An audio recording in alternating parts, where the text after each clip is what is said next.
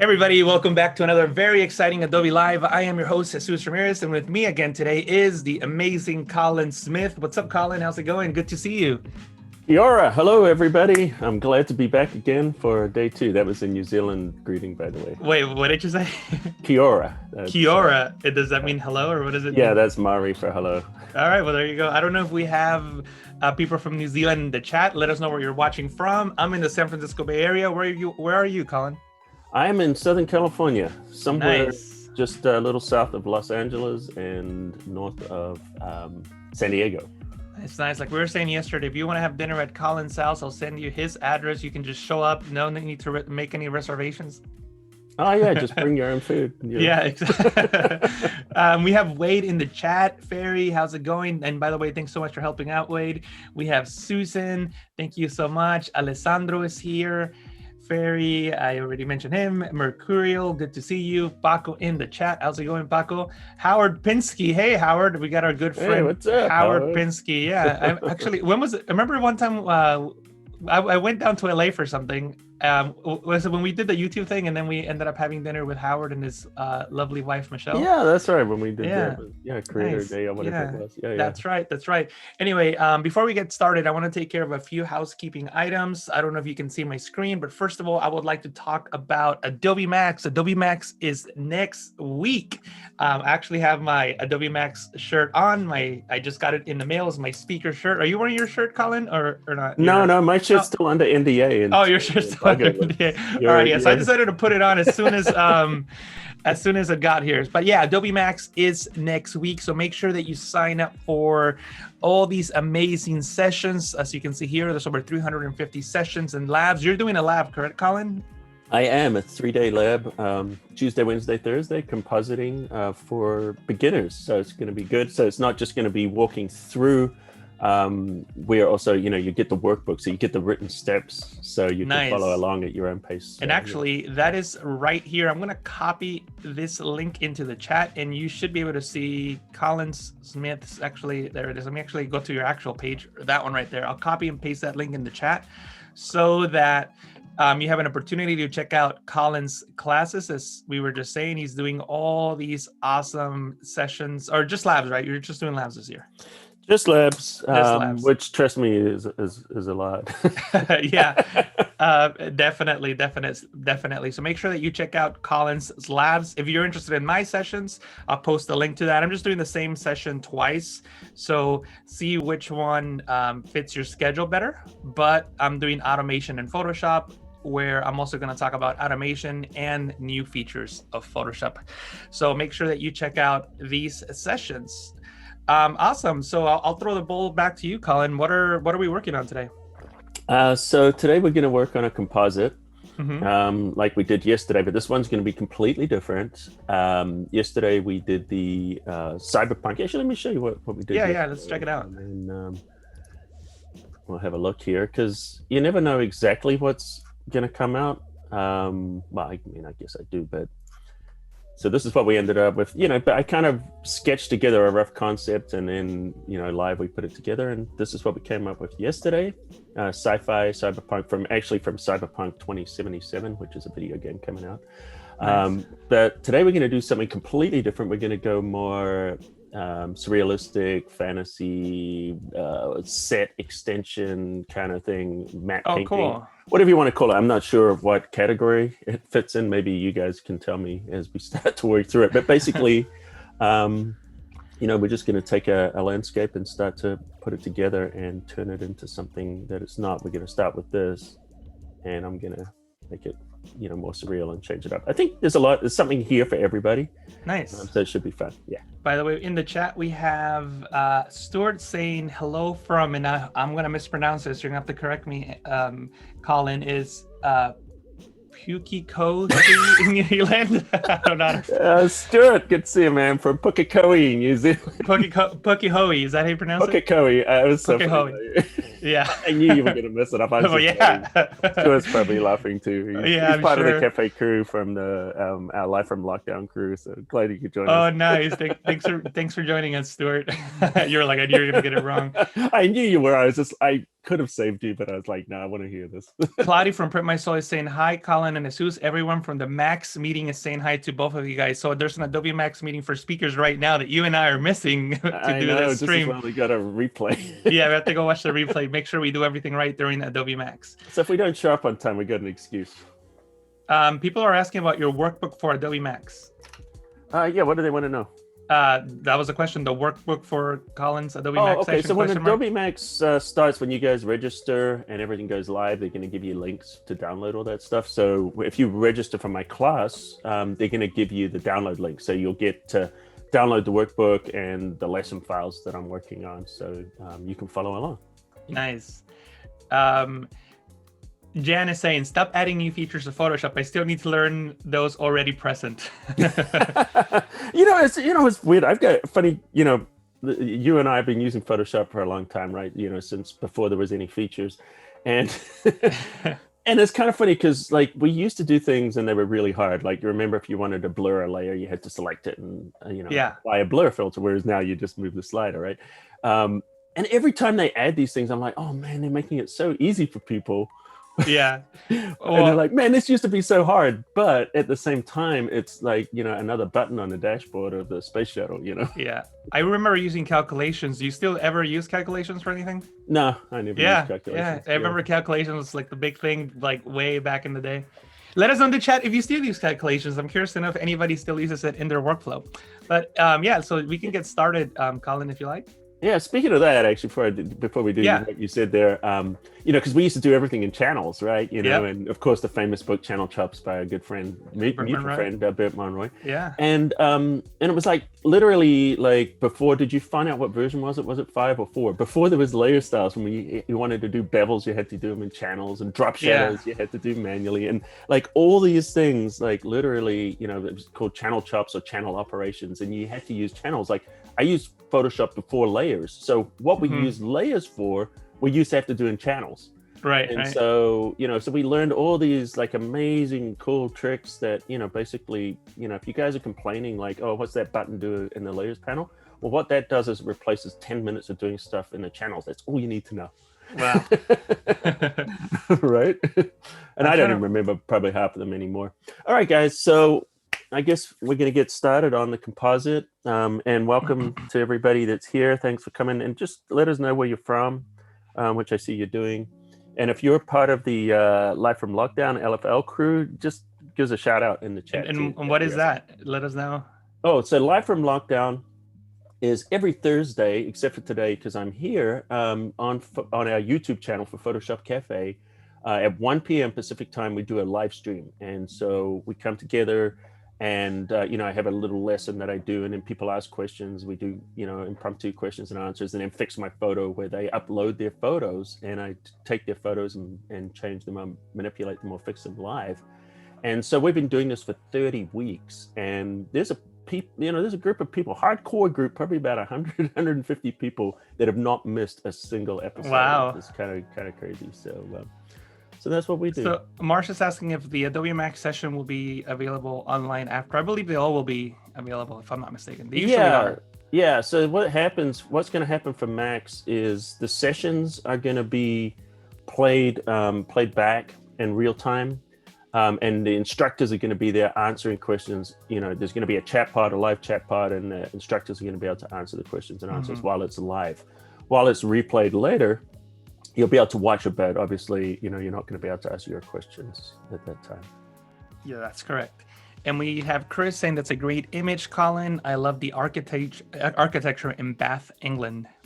Yeah, so we're gonna be, if you guys know these locations, I am gonna be butchering geography today. We're gonna be mixing stuff from everywhere, which is gonna be fun. I've actually been to Bath, England. It's a cool spot. Now, this is from Adobe Stock. All the images I'm using today are from Adobe Stock, so I can't take any credit for this at all. But we are going to definitely change this so it's not gonna look like the Bath that you're used to. So why don't we get started Yeah. right now? By the way, And Betty is saying that last week was the first live from lockdown that she missed. oh no, Last Betty. one. It's all Yeah. right. The replay's live on, Yeah, no, on yeah. YouTube, so you can check it out. No, it was. Uh, I'm assuming she watched the replay because she said it's the first one I missed live. So Oh, I'm guessing that implies that she watched the recording. yeah, that's cool. That's cool. All right, so I'm gonna put this mountain in the background so you can see. Obviously, these are famous locations.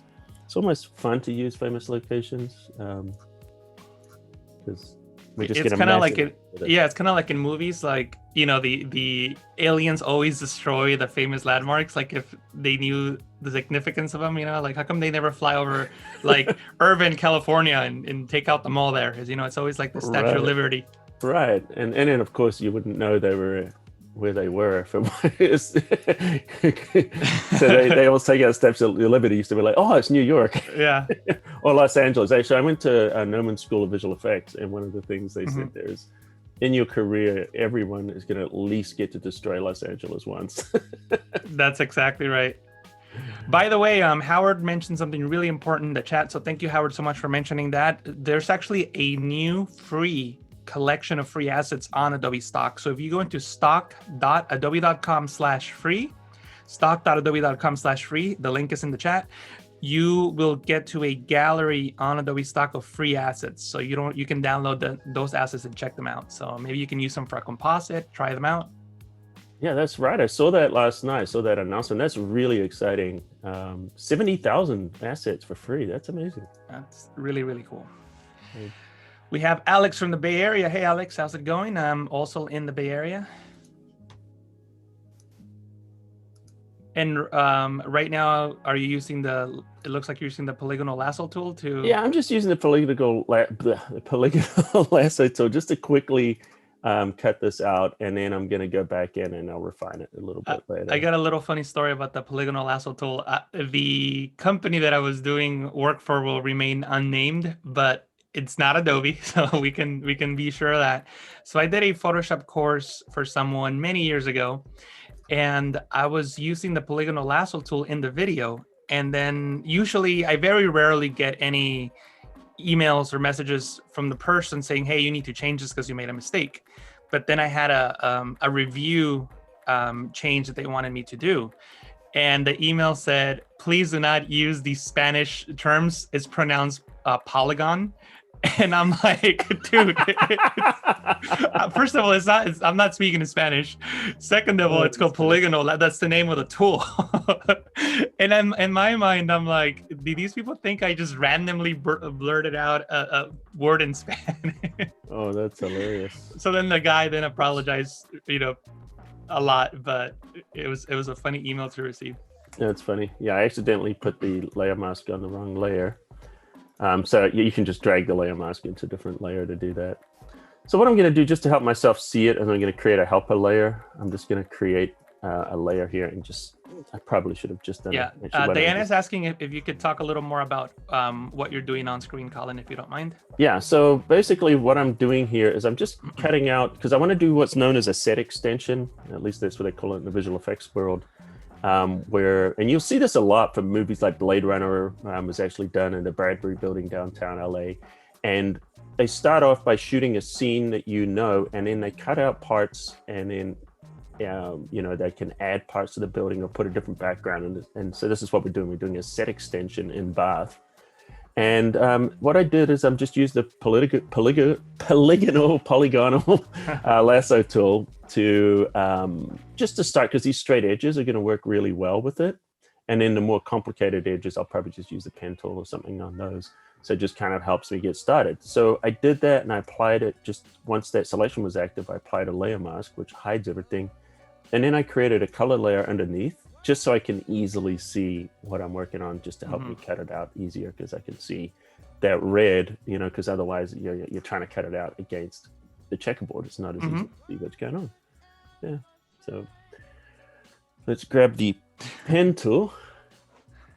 Now the pen tool is one of those weird tools, right? It's one of the tools inside of Photoshop. It's one of the few tools in Photoshop, I'd say this one and the brush tool, that actually require skills to use.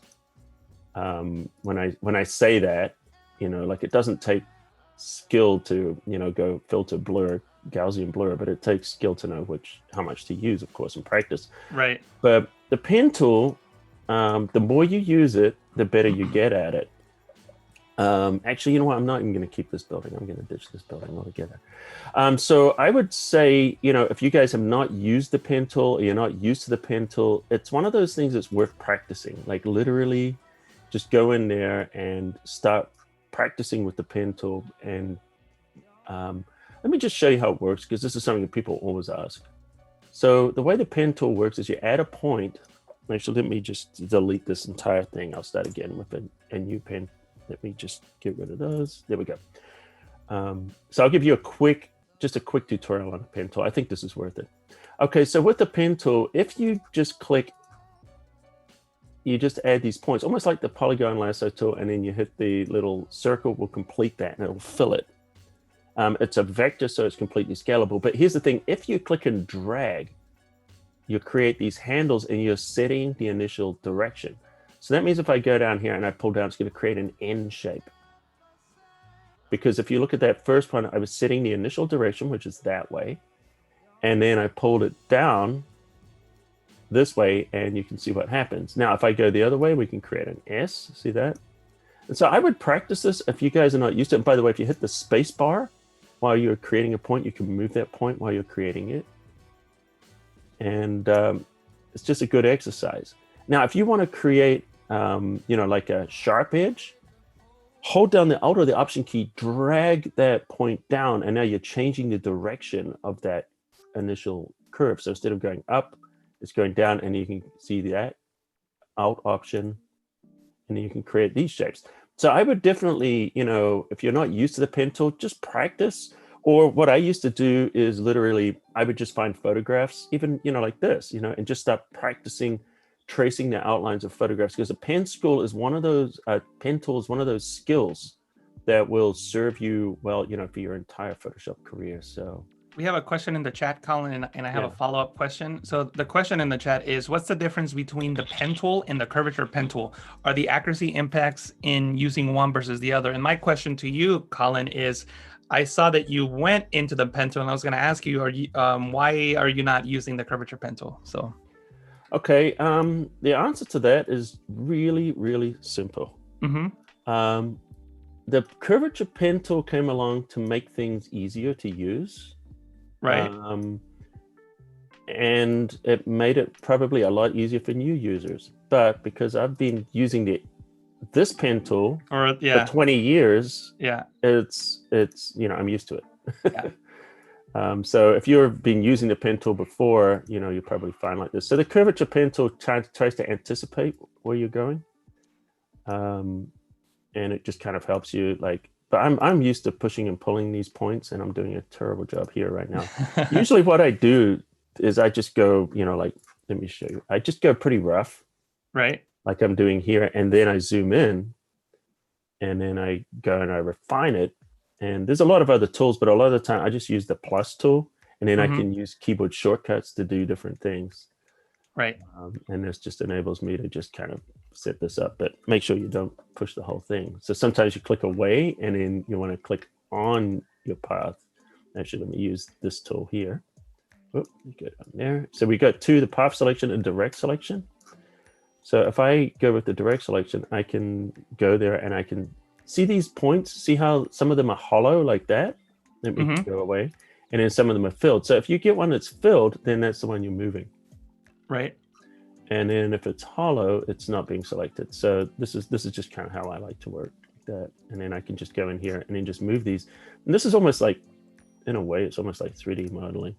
But this is why I like to use the plus tool. Let me show you, go back to that. Because then at any point, I just add a point and then just give it a second, then that'll turn into a move tool, and then I can just add those intermediate points quickly and easily. Right. There's one thing that I like. I mean, there's a few. I personally like the curvature pen tool better these days. But one of the biggest things that I think that the curvature pen tool has over the regular pen tool is if you select the point with the regular pen tool and hit the backspace or delete key, it will break the path. And with the curvature pen tool, if you do that, it would just delete the point. You know what I mean? Ah, gotcha. Yeah, that's cool. Yeah, and I think it's just a matter of what you're used to. At some point, I probably should get used to using the curvature pen tool just so I can have both. I think maybe for you, it's kind of like what we talked about yesterday with the keyboard shortcuts, how I'm still using the bracket keys to resize the brush, and you're using the new super cool, I don't even know what they call it. Is it the heads-up display, whatever it's called, to adjust brush size and hardness. So I haven't gotten used to the new tool or feature. I'm still using the old one. Yeah, and what it is just habits, right? So you just form a habit, you get used to a tool. But honestly, I think what's right is what's right for you. Definitely. And so, I'm not really explaining, what we're doing here because we're just doing the same thing over and over again. Just right.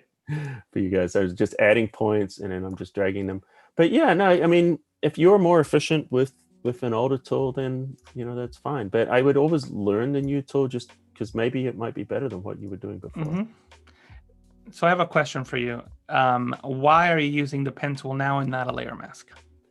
Because I have to create. What I'm doing is I'm going to define my outline first, and then I'm going to make a selection, and this is going to help me get a much better outline. Because if I was going to use a mask, I could use like a brush or something. But this is helping me. I'm not doing a fantastic job. This is early in the morning for me. So. Nice.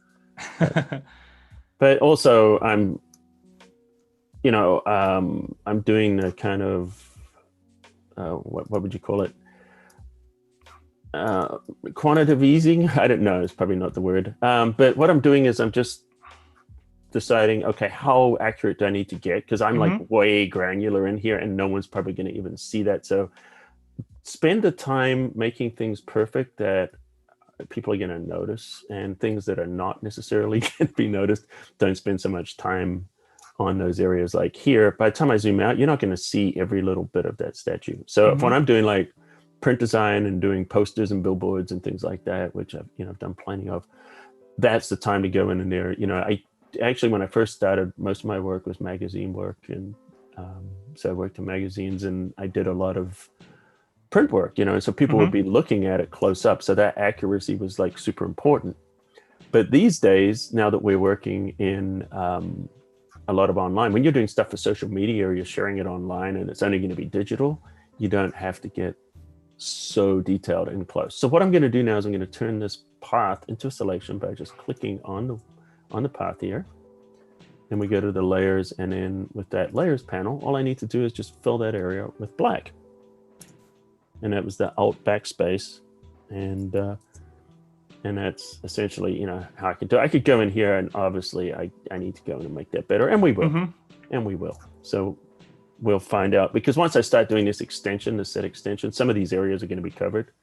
So why don't I do it the other method, just so you can see, because you did mention that. By the way, I'm using that super cool keyboard shortcut right there. And the red against the red is really difficult. So why don't I could change the color of that to something else like yellow. Right. There we go. And that's why I use this helper layer as a color fill, because I can change it to any color I want. And because, sometimes your edges change. So what I'm going to do is I'm just going to grab a brush now, and we'll just paint some of this so you guys can see. Nice. And also something that I think is worth noting, something interesting that you did is you are using a path to create a selection that you then apply to the mask. You weren't necessarily creating a path to create a vector mask. That's correct. Yeah. Which and now that path is saved, right? So if you ever needed to load that section as a selection again, you could just as easily by going back into the path panel. So it's a very useful tool, not just for vector mask, but for also layer masks and selections, obviously. True, yeah. And to be honest, I'm probably not going to use that selection again because now I've got the layer mask. I can control click to select it. But and people be like, well, why didn't you create a vector mask instead of a pixel mask? Is a question that people might ask. And that's because I'm just doing all of this. I want to just put it all on one mask. And so I'm doing pixels as well. So right now, what I'm doing is I'm masking with the brush. And what I'm doing is I'm setting the foreground color to black. And I've got my brush set here. And then with that, I'm just painting on the layer mask, and that's just hiding those areas. And I'm just going to pick up the pace a little bit here because I don't need to make this super accurate. And in cases like this, it's like, wow, it's really complicated. Sometimes I'll just say, you know what, I don't need both those chimneys. I'm just going to get rid of that. Yeah. And, so it's just all about what I was trying to say earlier on. It's if you're doing it, for work, for a living, it's great to be absolutely perfect, but no one pays you to be perfect unless they say, hey, okay, take as much time as you need to make this absolutely perfect. So that would be like for a hero image for something somewhere. But a lot of the time it's about economy. So it's about how quickly can you get it done good enough to sell it to the audience. It's like movies. When you go to a movie, one of the things I was surprised when I went to visual effects school is that none of those movies are rendered out at the highest possible rendering for the 3D software. They render them out good enough because otherwise it would take months. As it is, sometimes it takes months on a render to render everything. So it's about economy. It's like can you afford to spend a day on this? Or can you afford to spend that time? So that's one of the mistakes that I know a lot of people do is they spend a lot of time on these minute details, and the overall concept might be just okay. And so I think it's better to spend more time coming up with better concepts and spend your time there. Anyway. And so we have a question in the chat, but I also want to pick up that point after I ask the question. The question went up. Okay, so Robin is asking, when the path is closed, like a closed marching ant selection might be, is it usable or must we do something to activate the path? Once a path is closed, then it becomes an area that we can fill. We can do different things with it. We can select it, or we can, if I click here, that path becomes active again. It depends what you want to do with it. If you want to do it with pixels, you can go down here, control click, and convert that to a selection, and it'll still keep it there. But the nice thing about the the vector path is I could fill it. I could fill it with shapes and do different things and keep it as a vector, or fill it with colors. So yeah. And then we have a question from Anne. She's asking, would quick select or the magic wand tool on the blue sky area make a good enough selection? Let's have a look at this beforehand. Yeah, I could probably get the blue sky, but because I'm in this building, see this area, this is why I went into the pen tool here. There's too much complexity here for me to get this with the magic wand. The magic wand would work great up here, for the blue, like I could select that. But notice that we didn't make the selection really. And then around here, I wanted to get a nice clean edge. So that's the other thing too. When you want a perfect edge, the pen tool is the only way, or I guess a brush, like I was doing with the brush too. But the pen tool is going to get you the cleanest possible edge because it's a vector. So there's no pixelization at all in there. And actually, now that you mentioned the brush, Sebastian is asking, what's the keyboard shortcut to make those straight lines on a brush? Okay, let me show you how I do that. Let's go in here. You know what? I'm going to get rid of this area just for fun. So our path selection is about to become obsolete. And so this is what we can do with the brush. With the brush selected, let me show you. And this is a great way to get straight lines. Okay, so when I'm painting here, I'm just painting around there. And by the way, sometimes that's the second skill I did mention before, is knowing how to paint or use a brush. So what I'm doing is I'm tapping, and I'm going to where I want it to go and positioning it, hold down the shift key and then tap, and that'll create a perfectly straight line. And that's essentially how you do that. And so I could do it again with a bigger one. Sometimes that'll help me. I just go shift. Now, what you don't want to do is hit the shift and click again, because then it'll keep joining it. So you need to click first. If you want to create a line between 2 points, let me show you. Click, hold shift, click. Now, sometimes what happens is people hit the shift wrong, and then they're like, okay, let me start this one, and you get that happening. So always click first, then hit the shift, then click. Nice. Wasn't necessarily going to cut these guys out, but I guess I am now. So. And we have a question from Mano in the chat. Are you using a Wacom tablet? I am. I'm using a Wacom Intuos Pro Medium. And it just makes it so much easier to work with the, you can probably hear my tablet right there. In fact, let me show you what I'm using here. Is this one here? Wacom. Are we using the same one? Yes, it's the Wacom Intuos Pro Medium. Yeah, I love these tablets. I've been using them for years and years and years. So earlier I told you a story about how someone thought I mispronounced something. Now I'll tell you a story when I actually did mispronounce something, and I felt very foolish. Wacom hired me to do an event in actually Adobe San Jose, Adobe HQ in San Jose. And at the time, this is like 8-9 years ago or something, but I used to pronounce Wacom Wacom. And I was doing the event, and then the Wacom representative comes up to me and he goes, I just want to let you know that it's pronounced Wacom. And I just felt so foolish because I was like, oh my God, during this whole event, I've been mispronouncing the name of the company. That's funny. Everyone does. I hear Wacom, Wacom, but what it is Wacom is, Wa is Japanese for harmony, and com is for computer. So it's harmony with your computer is what it means. Nice. But you probably knew that. Well, now I do. Clearly not then. So what I want to do here is notice these got cut off. And so I want to just kind of extend these roofs. So I'm just going to use the clone stamp. And that'll be just sometimes, is it the S key for the stamp? There we go. Yeah. So a lot of the time when I go to clone, I'll create a new layer and clone onto a new layer. But in this case, I'm probably not going to bother. Because this is just just one stamp hit. There we go. And what I did is I just made the brush massively huge so I don't have to be, super accurate in that area. In this case here, I might have to make it a little bit smaller. Do you? I guess you use the clone stamp all the time too, huh? Yeah, and also, I think it might be interesting to show people the clone stamp source panel. Yeah, sure. Let me show you here. Now we go into the clone source. And this enables you to do different things with the clone stamp.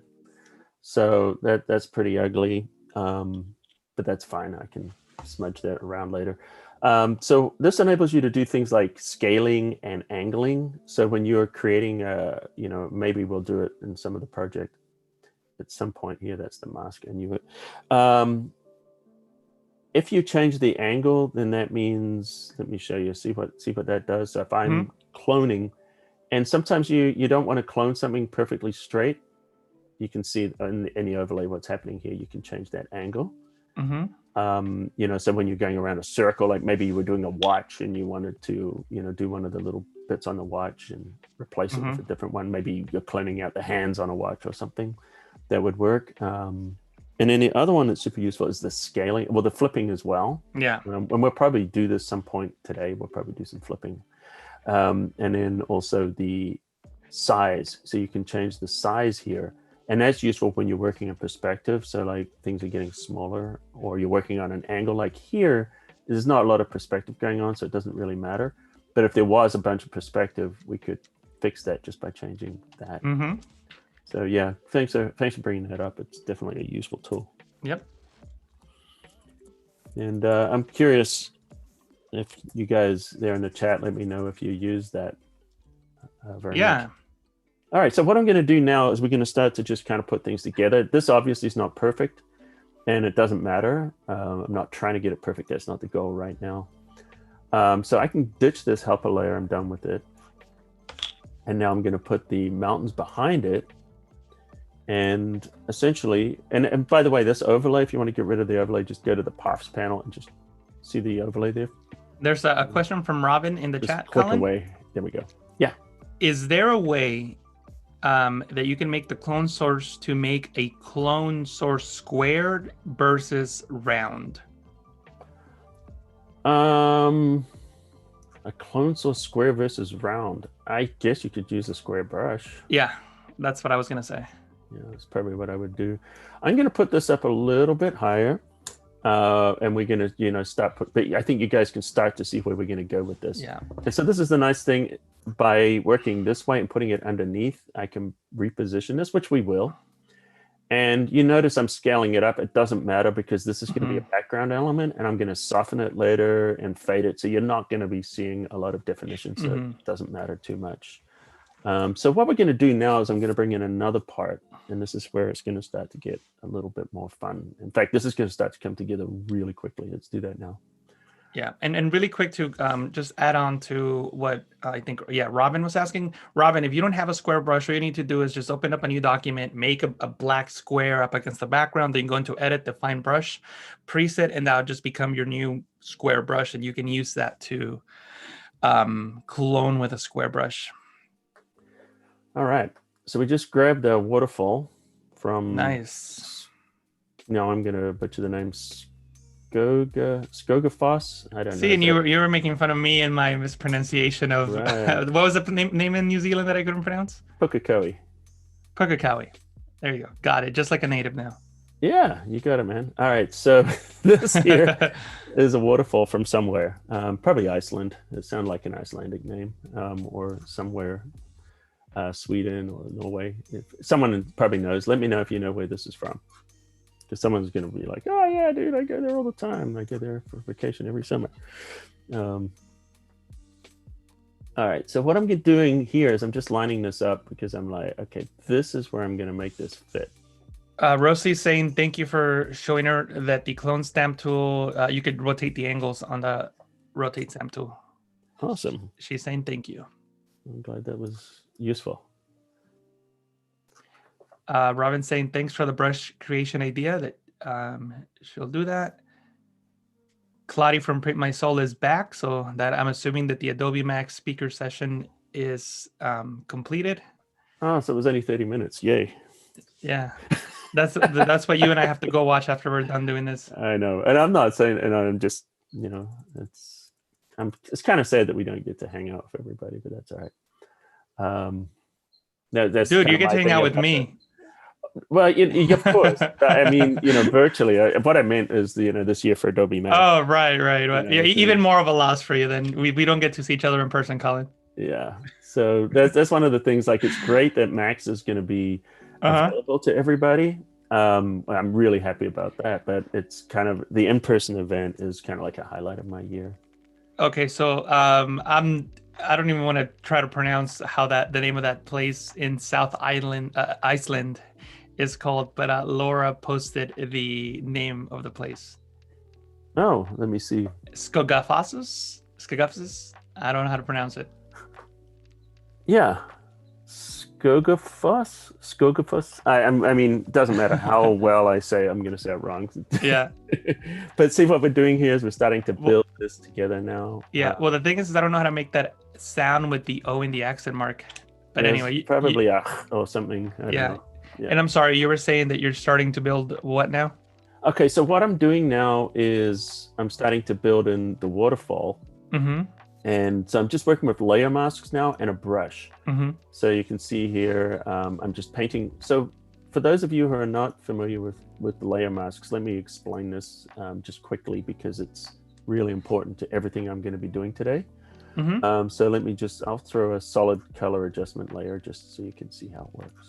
So we go in here. Awesome, nice color. Okay, there we go. So I've just got a layer, and it could be anything. In this case, it's photos that we're working with, but I'm just using this red so you guys can see. And the white area there is a layer mask. To apply the layer mask, click on that layer mask icon in the layers panel, and then make sure you're on the mask. See how that little box appears around it when you're on it? And I'm just showing you on this red because it's easy. So this is how I explain it. We're going to grab a brush, and then when you paint. So right now, notice that this layer mask is not affecting this layer. Like you can see this layer completely, right? Like you can absolutely see everything on the layer. And if you look at the layer mask, the color is white.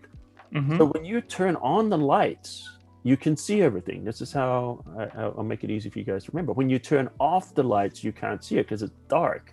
Mm-hmm. So if I hit Control I and fill it with black, now it's dark on that layer, so you can't see that layer. Right. Unless you can see in the dark. Silly analogy, but I think that's going to make it easy for you guys to remember. So that means if it's white and I paint with a black brush, I can hide or turn off the lights in these areas. And if I invert it, of course, and I want to bring it back, turn the lights on. So go to white, paint with, well, of course it's not going to paint with white. Oh, of course, it's brings back that layer. So now you can see that layer, which is red by painting with white. So anyway, so that's just a basic lesson there on layer masks. And that's what I'm doing on these layers. So I'm going to be doing a little bit of this, but I'm working with a soft edge brush. And the soft edge brush is enabling, see, it's really big brush. Yeah. And it's just blending things in. And sorry for interrupting you, Colin, but I really wanted to bring up something that you mentioned yesterday, which is really important. And I really haven't heard anybody else mention before. When dealing with layer mask, but do you remember what you were saying yesterday about hitting the invert button on a layer mask? Oh yes, yeah. So if you're working with a layer mask, and let me show you, I'll demonstrate this. It's a really good tip. Like seriously, Colin, that's a fantastic one. So I think people would really enjoy it. Okay, thank you. So if I fill this layer, actually, I'm probably not going to demonstrate it very well, but let me just explain it. So if I'm here and I have a white layer mask. And I want to invert that mask, or I want to fill it with black. What some people do is they fill it with black. So that means, okay, yay, so now I've filled it with black, right? But the thing is, if this is unlinked and I move it, or I extend my canvas or whatever, you're going to see these edges are going to start to appear. And the reason for this is because I did not make this a black mask. All I did is I filled that visible area with black. Now, if I go here, and instead of filling it with black, I hit Control I to invert it. I'm not filling that area with black. I'm turning it into a black mask. And if I unlink it and I move, see I'm dragging, there's no edges now. So that means that mask is black for infinity. Right. That's really, really cool. Because, I mean, we've all done it, you know, when you're painting and you start to resize things and then you start getting these weird edges and, you know, it's happened to all of us. Right. Excellent tip. And we have a question from Ferry. Is it necessary to match the luminosity and the color tones of the subject to the background? It is at some point. Right. Right now, I'm not worried about it because I'm just positioning things. But yes, you will want to do that. You want to match your colors. You want to match your luminosity and shadows and all these things. Yeah, that's super important. But sometimes what you can do is you can cheat, which I do a lot. Is I'm going to apply some kind of a color overlay in the end, which will help bring all those colors together. But yeah, definitely. So what I'm doing, well, let me explain what I'm going to be doing as far as the steps, because you brought up a really good point there. First thing I'm doing is I'm just positioning things and I'm masking them. And to be honest, right now, I'm probably masking these even a little bit better than I do a lot of the time at this stage of the game. And I'll just do a rough mask just to assemble things. And then when I've got everything in position, then I'm going to go in and start to match the tones, the colors, and clean up the masks. And the reason, you know, like, see this edge, I didn't fix it because I don't know, I might not keep that. I might add something over the top of it. So you don't want to be wasting time getting a perfect mask on areas that you may or may not use. I know I'm using these edges here, the top of the waterfall, who knows what will happen here. So, you know, that's kind of the process. And then later on, you kind of go in and do all your coloring and stuff I do at the very, very end. Yeah. All right. So what I'm going to do now is I'm going to do some more rough clone stamping, but this time I'm going to do it on a new layer because I'm actually going to put some of this on the building. Oh, nice. We don't know if it's going to work. So this is why I'm creating a new layer. So it's not going to be in there. So I can change it later if I decide, hey, this is not working. So what we're going to do is grab the clone stamp tool. And what's important when you do this, cloning onto a new layer, you want to make sure that you sample all layers. Because if you're doing a current layer, and I try to clone with this current layer, nothing is going to happen Mhm. because I'm sampling a blank layer. And how do you sample? Let me just go to current and below, which just means it's going to affect that too. Actually, I'm going to use all layers. Mhm. If I hold the Alt or the Option key, it now loads that, and then when I paint, it's going to paint what I loaded. Nice. So let's do this over here. And I'm going to go big because I'm just going loose right now. We're sketching. Mhm. Even though we're using photos, we're literally just sketching with photos right now. So we're loose. And I think that's what some people make a big mistake too, is like, because we're doing concept right now. And some people get so tight at this point, they're trying to get in there and get every little pixel tight and clean. And then what happens is you have a highly detailed piece of garbage, and I've done that myself, right? Instead of focusing first on the concept and the composition, and then you go in and you can do all that stuff later, you can perfect it later. I forgot to bring up something yesterday that I don't want to forget today, and I just remembered. You were talking about highly detailed. At some point, maybe we can take like a quick 30-second break, and maybe we can look at your guitar, the Photoshop guitar that you did. I would say, I don't know if it was the first, maybe Bert was doing it before you, Colin, but you were one of the first few people that was doing those realistic pieces of art in Photoshop, way back in the day. Yeah, so back in the day, I did start doing it. Bert was doing it longer than me. Although we were doing different things, Bert was doing architectural work, and then I was doing more like product stuff, with like guitars and cameras and things like that. Should I show you guys now, or do you want to? Up to you, man. Later. Ask what do you guys? You guys want to take a quick look at that, or do you want me to continue with this? And actually, that's how I discovered you, Colin. I was in probably maybe high school or maybe even in college. I remember that guitar in those days, I would say, was more difficult to go viral than these days, because I guess there was no social media or anything. But I remember that your guitar was one of the viral images in anything related to Photoshop back in those days. Yeah, it was kind of crazy. I might as well, since we're talking about it, I'm going to bring it up.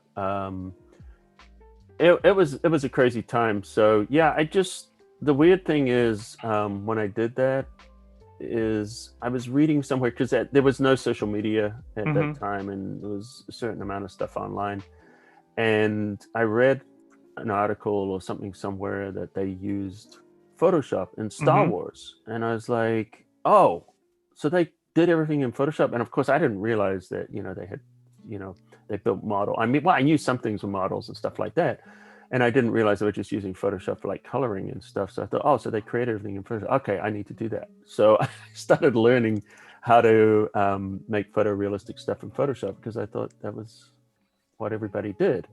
And then I started posting stuff, and it go crazy. Like, it started going viral. I'm like, I had to change web hosts like 3 times. My site started going down because of all the traffic, and people were saying it was really cool. And I thought it was what everybody did. I didn't realize that it was unique. Yeah, it's definitely a cool piece of art. And like I said, it was being shared on a lot of the social media, or not social media. There's no social media back there, but it was shared a lot on different websites. Yeah, and magazines, and and then I ended up like doing books and stuff. So this is a guitar I created. This is not the PSD. I could probably open the PSD. Let me see while you guys are looking at it there. But basically, this was done in Photoshop from scratch. There's no photos, no 3D, no scans. I don't even know if actually I did. I used some layer styles on this, but the one I did before this, the camera. Let me open this up really quickly. This was before layer styles, I think. And so, so these were done on you can see there are earlier versions of Photoshop. And these are the kind of things I was creating back in the day. Yeah. Nice. I won't go more into it. If you guys are interested, let me know and I'll show you the PSD and zoom in, but let's focus on that. Yeah, I just wanted to bring that up just because it's, like I said, I wanted to bring it up yesterday when we were talking about you and all the work that you've done, and I kind of slipped my mind, but that was just let us know if you remember, if you were around back then and you remember seeing this all over the place, because I do remember seeing it in a lot of websites when I was first learning Photoshop. Yeah, it was pretty funny. It was completely unexpected for me, because I just, as I was saying, I thought this is what everybody did, and this is, this is what I have to learn. It'd be like if I was a kid today and I was like learning music and I was like, okay, I want to be a singer, and then I listen to the radio and I hear auto-tune. I'm like, okay, I got to make my voice sound like that. Yeah. And there's probably kids that can probably sing like auto-tune now, not realizing it's a filter. Definitely. Okay, so what I'm going to do is I'm going to add some clouds in here. And so we're just going to add the mask, and I'm just going to really roughly mask this out so we can figure out where we're going to go with it. And by the way, a lot of people in the chat are saying that's fantastic work, amazing, really amazing work. That's great. Oh, thank you. I'm assuming they're referring to the guitar. Yeah. Yeah, so let's have a look here. So see what we're doing, just kind of adding some clouds in here. Now, what I'm going to do is, I think this is going to work. So I'm going to clean up these edges. Yeah, go ahead. No. So just so we can move off the guitar topic, there's a question in the chat. Tracy is asking if that guitar was in Photoshop magazine. Yes, it was. It was in Photoshop User Magazine. And the funny thing is, before that, the camera, Scott Kelby made an appearance on television once. He was on Tech TV. I don't know if you guys remember that. Yeah. And the whole time he was on there, my camera was on the screen behind him, and he actually talked about it as this is an example of what people could do in Photoshop. So it's kind of funny. But that guitar actually ended up being in a number of magazines. Nice. Yeah, it was crazy. And I got actually, why you brought it up. So I got the Guru Award for that. Look at that. And another, actually I can have a few. Nice. And you submitted it twice. No, I got one for this first one here was this was first place illustration at Photoshop World. This was for the camera. And in the next year, I won first place illustration again for the guitar. What was funny though is after I won, and this is so typical, like, if you want to win contests, don't do what they did last year, because when I won with the guitar, there was like 10 people submitted cameras, and it's like, you're not going to win with a camera again because that was last year. But anyway, so that was my little brag moment. Sorry guys, I don't do that very often. Okay, so I'm going to go to my brush here, and I'm going to do my cloud brush again. So if you guys remember yesterday, I used the cloud brush. Today we're going to use it more. Let me show you what it does. I'm just going to choose. And this is the free gift you gave out yesterday, correct? Yes, and I'll give it to you guys again today if you want it. So basically what I did is I created a brush, and this enables me to paint with clouds. Let me go up here, drop my flow down a little bit, just kind of get it. And so I'll even show you like the pieces, because this is kind of fun. Super high opacity. Let me fix this. I've got to get my settings right. Put some pen pressure in here. Transfer pen pressure. And this is where it's nice, when you're using a Wacom tablet, it makes it easy to do. There we go. So now we're building up clouds. See that? And so all I did to make the cloud brush is I just made a little shape. Let me go under my brush settings here. So I just made this little shape like that. And then I went into shape dynamics. I'll just go through each one of these. You guys can screen capture it if you want for the settings. And that shows you exactly how I did it. The key here is the scattering, setting that, and also in the brush tip shape. Notice I played around with the spacing. See that spacing, super important. So I created that brush. Now, if you guys want these brushes, I created a set of 4 or 5 of those cloud brushes for you that you can go to photoshopcafe.com/goodies, and you can download those brushes. Nice. So what I'm doing now is I'm going to use a cloud brush, but I'm not going to be painting with it. I'm actually going to be painting on the layer mask. And this is going to make it easy for me. Like, see what I'm doing here? By using this brush, it's going to make it easy for me to see. I'm blending in the clouds. So I'm using it for masking. So sometimes you don't have to mask things, with a, just with a regular brush. You can create, brushes like this, fur brushes. I know you've done a tutorial with the hairbrush to cut out fur. And then people are like, how did you mask out the clouds like that? Well, I used a cloud brush on the masking layer, and, things like that. So can save you a lot of time. See what I'm doing here at the waterfall? Super cool. The cloud brush there. That doesn't look good. Experimenting a little bit. Let's drop this flow down really low. And so, yeah, and see what we're doing. It starts to add that little cloud there. And that's what we're doing. So Chris is asking, how long did it take you to create the guitar? That took forever. Like literally, took me like hundreds of hours, if you want to know. Because I mean, if I showed you the high res version, as far as the detail, let me see if I can bring it up on the side here while we're talking. And I mean, so sorry for interrupting you, Colin. Just they're saying that there's a 404 error on your goodies page. I'm just double checking, and no, it's working for me. Tracy, I pasted the link in the chat, photoshopcafe.com/goodies, and I just tried it again, and it's working on my end. So maybe double check that you have the right link there. So it was not what I was opening. That was a different thing I did. 2004. This was an entry I did for a contest, a compositing contest. Nice. Oh, that's funny. Okay, so I think I'm in the right folder to bring this up. Yeah, I'd love to show you guys a guitar. Rosie's saying, thanks for the free brushes, Colin. I love your compositing course I purchased last year. Very helpful and enjoyable. Oh, thank you. Yeah, actually, you could definitely check out PhotoshopCAFE.com, PhotoshopCAFE.com. I'm not going to know exactly how many courses you have, Colin, but I want to say you have dozens of courses by you and and other instructors as well. So make sure that you check it out, PhotoshopCAFE.com. And actually, Colin, I remember when I saw this guitar back in those days, you were selling DVDs. I actually bought one of your DVDs. Oh, really? Oh, yeah. If you probably go back in your history of customers, I'm sure you'll see like a 23-year-old me buying something. That's awesome. Oh, thanks for that. Yeah, so and I literally, it's kind of funny because this took me from just launched my business. Yeah. It's kind of funny because I was basically creating these as passion projects on the side and working as a designer. And then, I was a creative director, and then I went out and launched, Photoshop Cafe took off. And I remember going to my boss and, telling my boss, I quit. I can't afford to come to work anymore. Like literally, I was losing money coming to work because.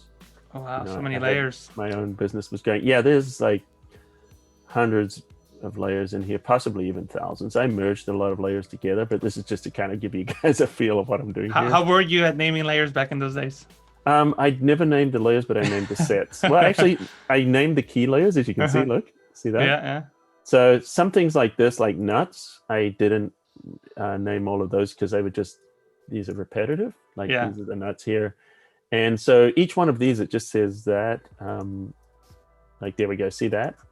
Just to show you how many layers. I merged these into layers. So this was, I don't know how many layers to create that. And then I just merged it into one layer. So nice. All of these layers represent a whole ton more. How did you do the strings, Carol's asking? So the strings are actually super easy. They're easier than you realize. I'll give this away. And see how I put the reflection there into the... Yeah. So there's like a lot of detail that people don't see. There's ridiculous detail. So the strings were actually really easy. All they were is I just created a line and then a pattern. And so I used the pattern, like the scan lines. You guys remember the scan line effect? Yeah. So literally I just applied the scan line effect to this. But then instead of creating just let me show you something here. Really quick, Paco was saying this is nuts when you were talking about the the nuts up there. And Howard Pinsky is saying layer 23,991 copy 129. Oh, that's funny. Do you know how big the file size is for this PSD? It's not even that big. But let's have a look. Because remember, this was done back in the day. 1.79 gigs. And this is, what year is this? 2003-ish or something like that? No, this was like 2001 or something. So this was like computing power was like not what it is today. Yeah. And by the way, nice trick there by showing people how to find the document size inside of Photoshop. What did you do there? Oh, thanks. And see, this is what I did. I used gradients just to answer that quickly. So I used gradients, to create the shape, and then I applied the patterns to it. And then, down the bottom here is a lot of different things here inside of Photoshop. And a lot of people just have this. Yep. I would not use that because it's the most unuseful option ever, unless, of course, you're working in HDR and you are in 32-bit, then it becomes a slider. But the rest of the time, document sizes can be useful. And this is like the uncompressed size there with all the layers, and this is the file size on the left. And this kind of helps you because when you're working with things like scratch disk, look at this. If this is compressed, it uses 17, almost 18 gigs. Wow, even 96 gigs total scratch disk space. So when you're working in Photoshop, it uses a lot more stuff in the background. So anyway, just thanks for bringing that up. It's something I just almost never even talk about anymore, that stuff. no, it's a very good piece of work that, like I said, was very popular back in the early 2000s in all the Photoshop magazines and websites that you would visit if you're into that kind of stuff in those days. Yeah, I should probably do more of that. Just trying to find time for everything. Okay, so back to the composite. Right now, we're sort of getting an idea of where we want to go with things. I might mix this up a little bit more, and let's see if we can upset geography buffs even a little bit more. I'll mix in a little bit more geography that doesn't belong here. Let's have a look. I've got another piece. And by the way, I'm working, these are all, I don't know if you guys are working much with the libraries. So when you work with Adobe Stock and the libraries, they updated the libraries recently to go like this. And now you can see all your different groups and everything are nicely, your different libraries. You can click on them and go into groups. See how I've got these all organized in groups like that.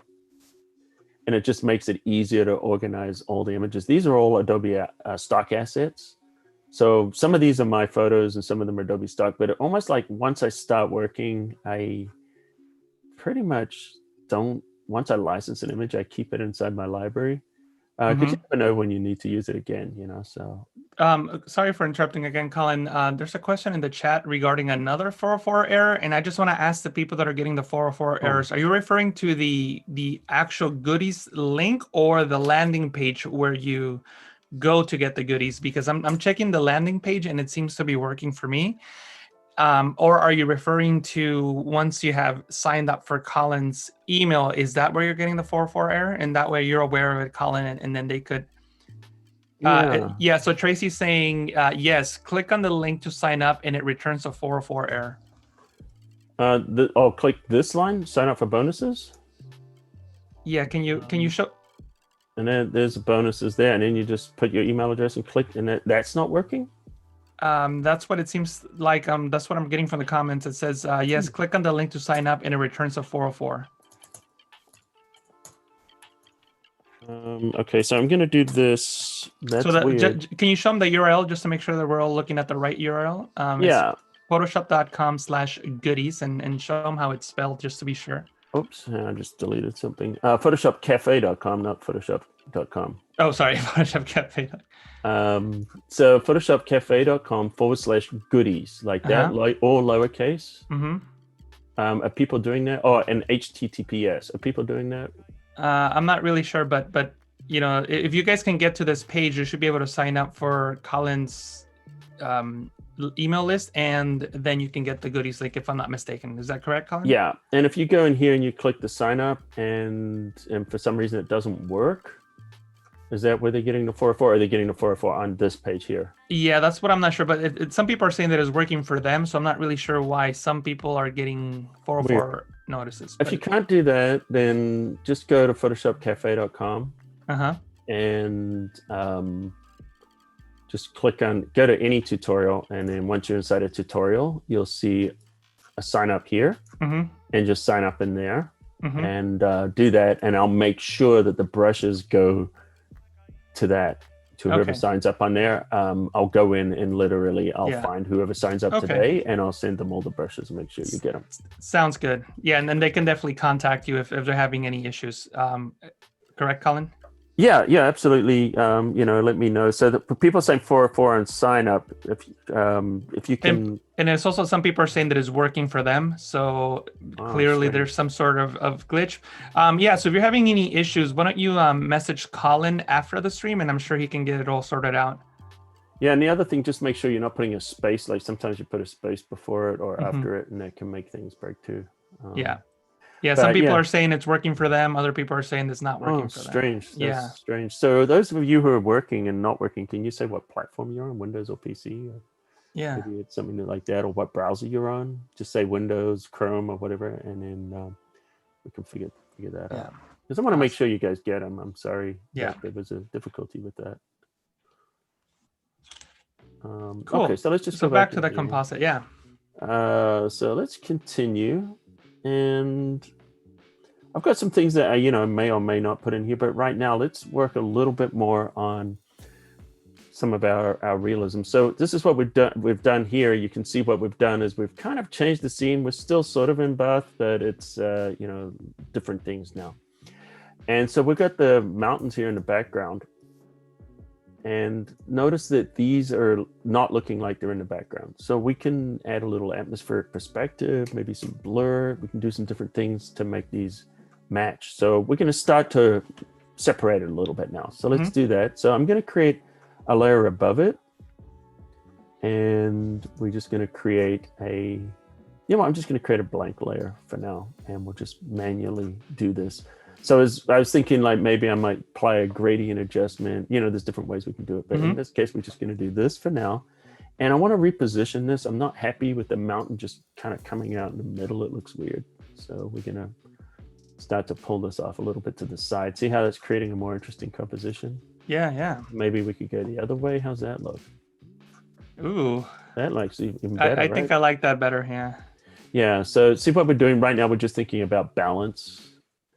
And there's a little trick you can do too sometimes. If we go under the image rotation, and we're going to flip the canvas horizontal. And so sometimes you can flip it and look at it the other way, and you can see things that you might not see when you're at normal. This is well, let me I don't mean to step on your toes, Colin, but there's a new feature to do that in Photoshop. If you go into View and click on Flip Horizontal, it actually does the same thing without actually distorting pixels. Flip horizontal. There we go. Okay. So if you were to save the file now, it wouldn't keep it. It's just the view. It's just changing the way that you're viewing the file. So if you're working on a really, really large document, it won't take forever to flip. You know what I mean? It's just a preview. Yeah, that's great. And I'm sure it was added for this exact purpose. Exactly.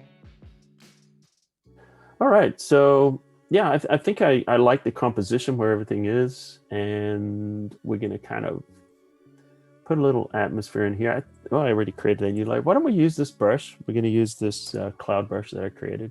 Nice. And I'm just going to, let's not go white. Let's go maybe a little bit of that blue. Notice I just sampled off that color here. Yeah. And then I'm going to change it in here, but I'm just working with the palette that I have. So sometimes it's better to start working with the colors that you're already using than introducing a whole ton of new colors. Right. Let's see how that looks. Sort of like yesterday, I really like how this brush adds that atmosphere to the image and just gives it a whole lot of depth, like you were doing yesterday with the oh my god, what the neon design that you created yesterday. Yeah, with the so I'm just going to play around with the opacity a little bit now. So see what I'm doing, just give me just a touch. But see what that does. It's adding an atmosphere, just gives it a little distance, because when things go into the distance, you'll see a little bit of haze, and also the colors are going to be a little bit more desaturated and different things like that. So what we're going to do, because someone did mention something about the tones, we're going to have a look at the tones now. And the way to look at the tones is just go to the top layer, and we can just apply a black and white adjustment layer. And now what's happening is we're just looking at it in black and white, Mm-hmm. and the color's not there to distract us. So we can say, okay, is anything looking a little too bright? Is anything looking a little too dark? How are these tones starting to match up? Now, I'm not talking about, individual shadows and highlights, but I can see here this area is definitely bright. It's dragging way too much attention. And this is not the focus of the image.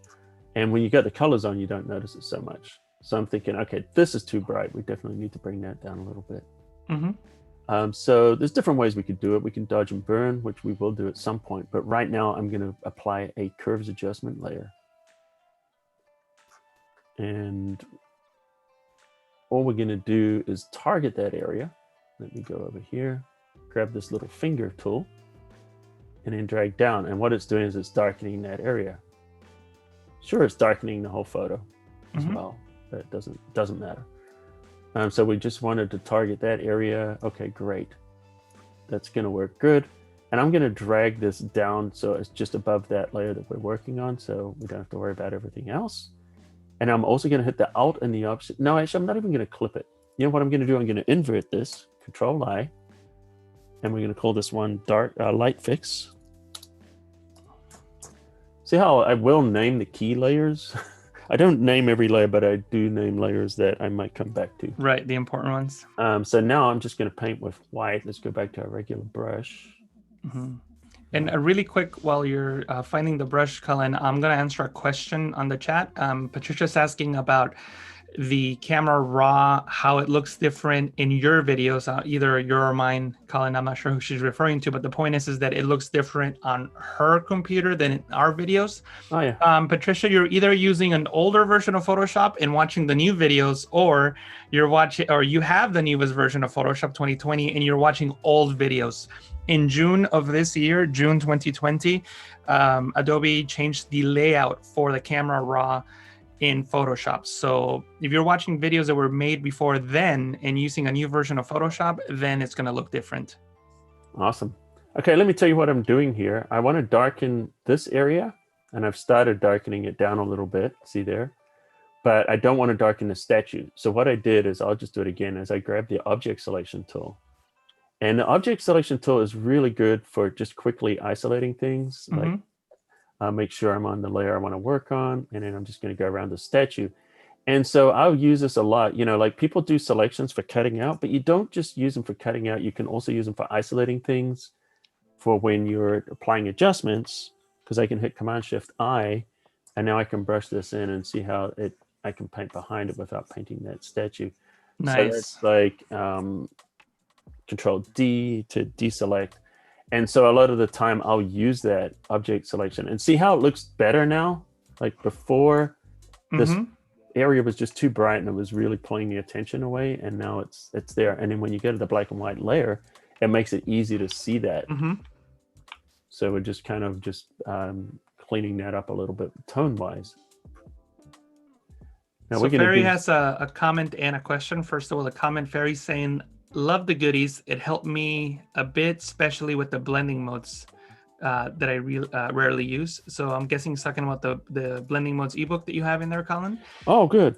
And he's also asking, do you usually match the black levels and the white levels to the subject, to the background until 100% accurate? I don't scientifically do it. I just kind of eyeball it. Now, of course, this depends. In this case, because I'm creating something that doesn't exist, this is kind of a fantasy thing. I'm not getting too carried away with it. If I'm doing a client, like for example, one time, I have one client that I haven't worked with for a while, but used to do a lot of stuff with Toyo tires, and I had to match those tires, and then I would go in and I would, if they had a new tire and I was putting it into the catalog, I would make sure that all the, the mid-tones, the shadows, and the highlights were exactly the same as the old ones. So in a situation like that, the answer would be, yeah, I would. Nice. And just to give you a quick heads up, I think we have about 45 minutes or so, just so you can have it in your mind that, get everything in there you want to show. Great. Thank you.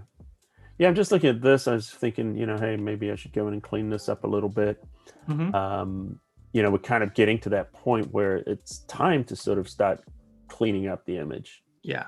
It's looking good, but I'm still feeling like the background is still not enough separation. Mm-hmm. So there's a couple of things you can do here. One of them is we can reduce the saturation a little bit.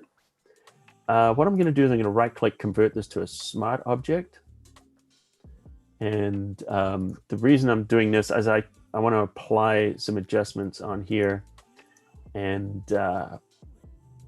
these adjustments are going to be, and any adjustments I apply here, I can change them later. So I want to blur it a little bit. So I'm going to choose filter blur, and we'll see how this works. But because I'm using it as a smart object, this filter now will be a smart filter. So that means if it's not working, I can change it later. Mm-hmm. I'm going to give it just a little bit of blur here. See, what I'm doing is just giving it like it's going off into the distance. And the other thing we want to do is I'm going to hit Control U, and it brings up hue saturation. Now, normally I use a hue saturation adjustment layer, right? Mm-hmm. Like everyone, we're taught to use adjustment layers. So if we go in here and I create a hue saturation adjustment, it's going to sit above that. I don't want it sitting above it.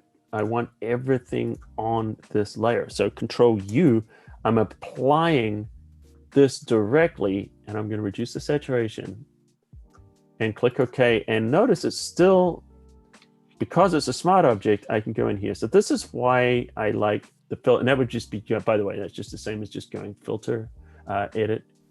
Where we go, image adjustment. So why do they still have these adjustments here when we have adjustment layers? Because when you use them on a smart object, you can stack these onto the individual image, because I don't want that hue saturation to affect anything but that particular layer. So this way, that's why I'm doing it that way. And then I can just curl it up, and it keeps everything nice and tight and together. All right. So see what we're doing there by applying those, we're starting to get a little bit more atmosphere. I feel like we're not there with the atmosphere yet. So what I'm going to do now is let's get rid of that hue saturation that we were not using.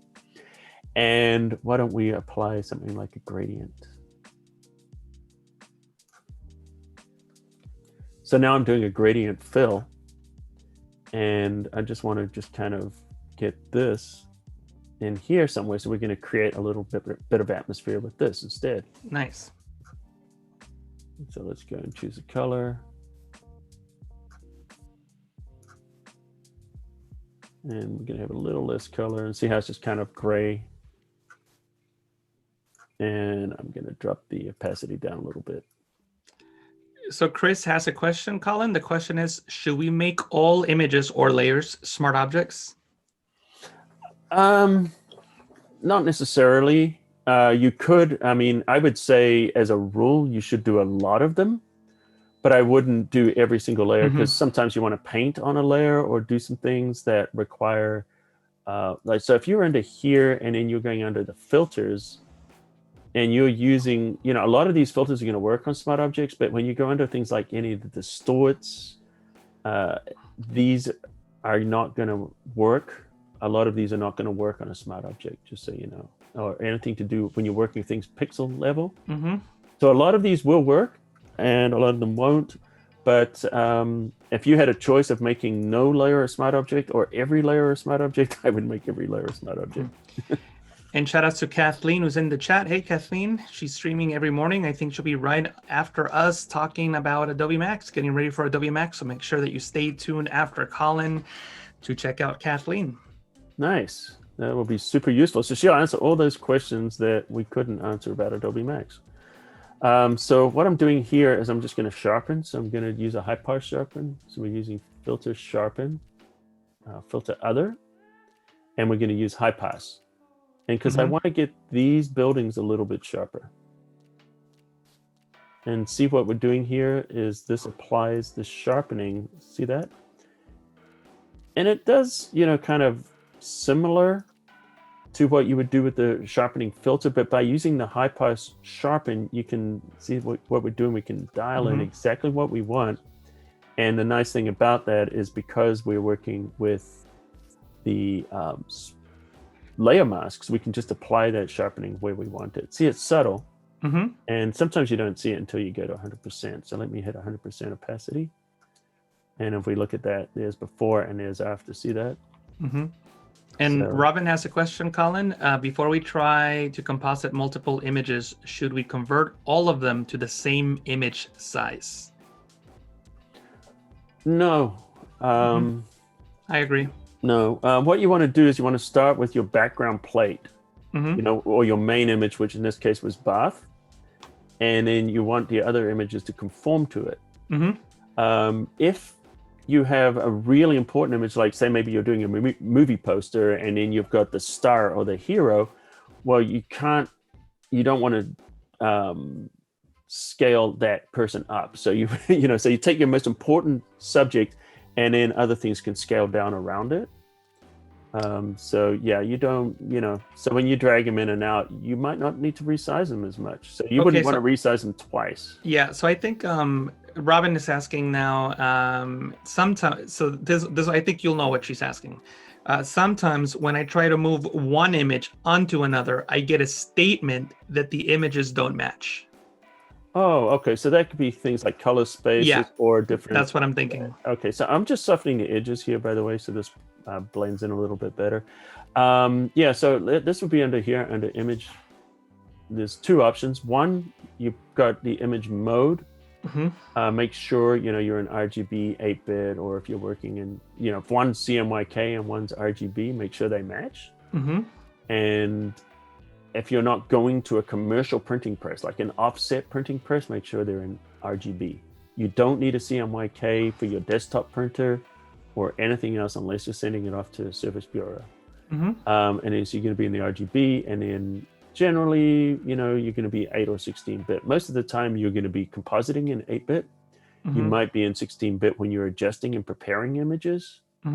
So that's one. And then the other one where you're going to see a mismatch is going to be under a color space here. Yeah.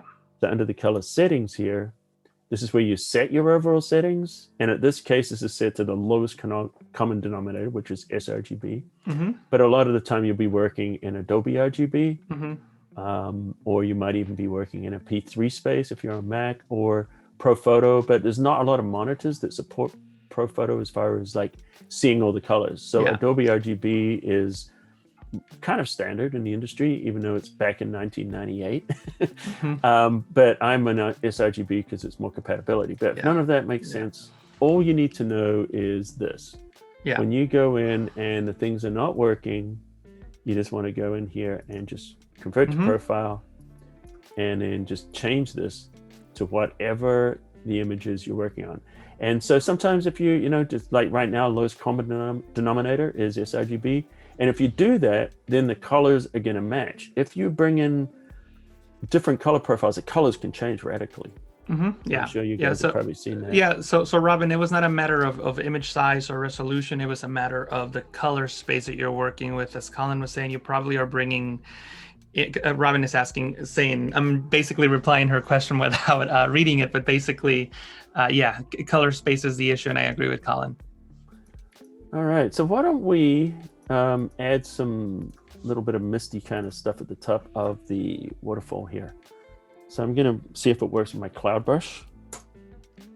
So let's go here, and let's just kind of go in here. Just a quick question, Colin, how much RAM do you have in your computer? Rakesh wants to know. Oh, I'm greedy. I'm very greedy.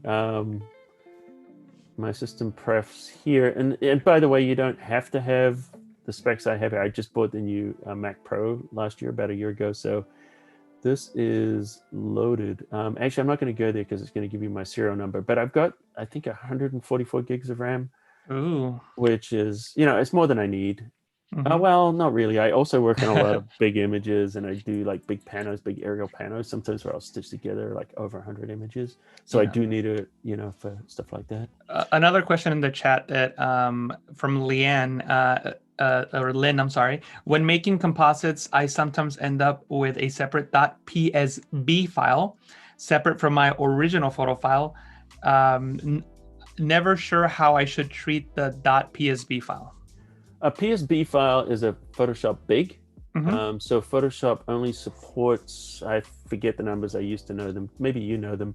I believe it supports 2 gigabytes, I think. They're if I'm like not- 2 gigabytes, Yeah. and then it's like 144,000 pixels or something. I Mhm. forget the numbers. But yeah, so the PSD file is a really, really old file, and the Mhm. PSD file is actually based on a zip file. Mhm. And so when you look at the file for the PSD, it has a whole bunch of different things in there, and so it's an old format, and it had limits. And so the PSB was a newer format, which reduced a lot of the limits and allows you to create much bigger files. Yeah. And so, and also if you're working in a smart object, when you double click that smart object, if it opens default in a PSB. Yep, that's So correct. you could be getting that as well. Yep. Okay, so we're good. And a question for Ferry: do you usually work with sRGB or Adobe RGB, Colin? It depends what I'm doing. If I'm doing stuff for online work, so let's say, for example, like right now, I'm probably working in sRGB. Mm-hmm. But if I was creating something that I was going to put to print, I would work in Adobe RGB. But then when I'm working for stuff that goes online or web, I use sRGB because it's compatible with more devices. So it's going to be more consistent in how it looks in a web browser. Yep. So what I'm doing is I'm just adding a little haze here with the. I love that. You guys should really go download this brush. Like, it's just amazing how you're just adding all this. Now it's like that mist coming off the waterfall looks great. Yeah, and so this is where the realism, because sometimes like I was adding just positioning and it wasn't necessarily realistic. This is where you kind of go in and start to add some of that. And also, to reiterate something you were talking about earlier, which I think is very valuable, is I like how you started with, you called it a sketch, how you were just sketching your composite, and now you're going back and adding the details, adjusting the luminosity and doing all those fine details. I like how you just put everything on screen first, and then now you're worrying about making it fit instead of spending so much time on something that you may not necessarily like. Yeah, exactly. Yeah, and and this is actually the process that I did. When I did those illustrations we talked about earlier on, is I block it out first, then I color it, then I start to add dimension and then shade, and then I basically come across in passes, and so now I'm starting to add. I'm adding a little bit more realism. So sometimes it can look like garbage until the very end. But in your mind where you're going with it. Yeah. And you're like, okay, yeah, the tones don't match. That's okay. We can get that later. The colors don't match. That's okay. We'll get that later. Like here, this is too saturated. And we'll get that. Let's get that right now. We'll convert it to a smart object. And it's I'm doing something really dangerous here. I'm converting it to a smart object with the layer mask inside it. That is kind of dangerous. You know what I'm going to do? Here's a little trick. Here's a little hack. I'm going to take this and I'm going to move this layer mask onto there for now. So it's just it's dog sitting for me. And then I'm going to convert to a smart object. And then I'm just going to put that back. And then that means now I've got my layer mask visible, because sometimes you get that layer mask inside your smart object and you're trying to do stuff and you can't because it's not accessible anymore. So that's just a little trick there. All right, so now we've got that as a smart object. I'm going to go back into hue saturation because I feel like these are just a little too saturated. Let's pull that back a little. See that? It's just so much more pleasant to my eyes. I can breathe. And why don't I just show something, because if we want to do coloring, because I know I can't sit here all day. Let's just create a layer on top. We'll do what we did yesterday. If you remember, we did the color. Yeah. And with the gradient, is that what you're talking about? Yeah. And so we're just going to do just start to get a feel now for what we're going to do with the color. And I'm going to do, even though we've got this blue ominous thing, this is kind of cool and nice. But let's see what it would look like if we were going for more of a, kind of a sunset. Just to see. Just to try it out. And so we're going to apply the gradient here, foreground to transparent. Pull it down. And let's play around with some of the blending modes. See how we're just totally changing the scene now? Let's go down to some of these ones. And and we did talk about this yesterday. There's go-tos, like sometimes I'll just use soft light or I'll use hard light. But you really want to look and experiment with some of the other ones and just see, because it costs nothing to look, Yep. and it's so easy now, that we can just roll over and preview these. I'm almost liking that screen mode. What do you guys think? What do you guys like? What do you have? Lightning. What are So we've got ones? lighten and screen. Mm-hmm. Let's vote on this. Light and screen. We've got soft light or hard light. I'm liking lighten and screen myself. I'm in between lighten and what was the other one? Color dodge. Color dot. No, I'll go for lighten. I like or lighten. soft light. Soft light's not really giving us enough punch though, is it? Okay, so I'm liking lighten and screen. So we'll do one of those and then we'll bring the opacity down. We have Bruce in the chat. Just checking in on Colin, making sure Jesus is keeping him in line. Bruce, how are you, man? Good friend, good buddy there. Good to see you, man. All right, so we could do that, but if we were going to do that, we would need a light source, wouldn't we? We'd need some kind of a sun flare. We can't just have that randomly. So why don't we grab, just happens I have an abstract lens flare. So this is something I just, another image I just downloaded from Adobe Stock, and I'm going to use this for sun. By the way, people in the chat are typing lighten, soft light, lighten. So far, it seems pretty even in between lighten and soft light. Yeah. Okay. So see what I did there is I just did that using a layer blend mode, and we can just apply some sun.